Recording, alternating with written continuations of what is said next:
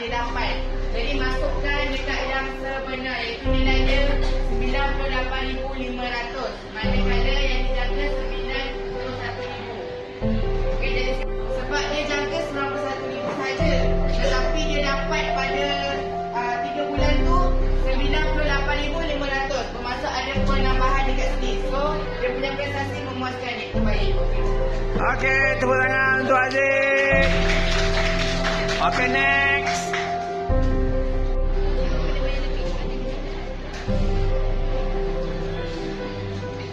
Kena bayar. Korang ingat korang kena bayar. Bukan ingat. Jangkaan. Jangkaan pembayaran sebanyak.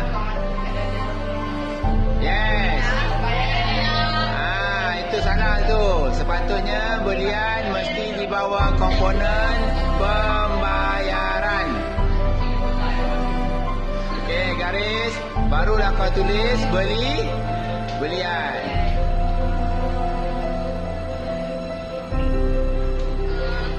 Belian ni kita dah kena bayar RM53,600. So, memuaskan ke tidak? Memang tak lah, sebab kita kena bayar lebih daripada yang kita jangka. Faham kelas? Memuaskan ke tidak memuaskan? Okey, tepuk tangan untuk Akila. Okey, next person. Belian saja. Masa kau?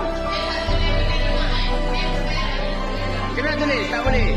Sebab kamu kena asingkan komponen penerimaan dan juga komponen pembayaran.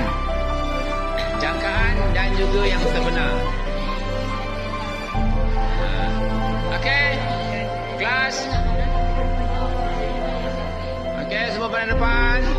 Okey, Chong, teruskan.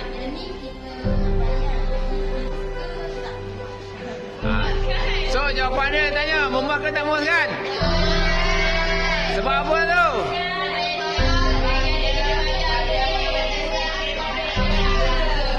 Oh, ya Allah, Aziz. Gede jengkau. Okey, betul. Silakan duduk. Okey, next. Siapa next? Nama budak ni Jiha. Umur baru 10 tahun tapi dia terlebih pandai. Dah belajar akaun dia kata 4. Bukan dia kata 4, dia kata 5. Ni dah komponen piramid. Okey. Ni kat dalam pembayaran. Okey. Lepas tu, yang dijangka, kita kena bayar RM4,500. Dan sebenarnya Wey, RM4,100. aku rakam ke mabuk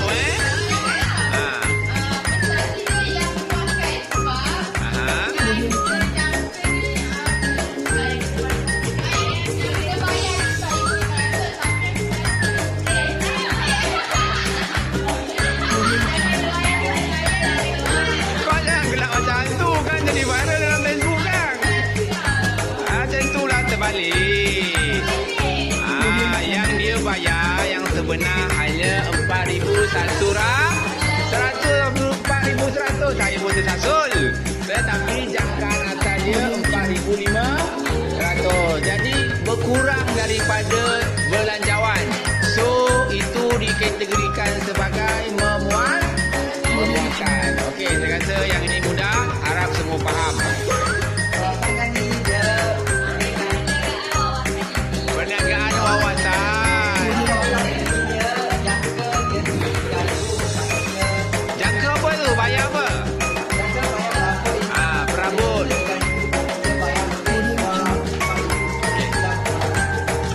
Sebab apa? Sebab dia tidak mengikut kepada perancangan belanjawan. Okey. Maksudnya macam patutnya banyak orang gaji RM3,000. Alih-alih naik RM5,000. Meningkat. Sudah muaskan. Faham kelas? Okey. Kita boleh rumuskan perniagaan wawasan ini baik ke tak baik? Sebab apa tak baik? Boleh berikan alasan? Sebab dia banyak tak ikut pada belanjawan yang dia buat.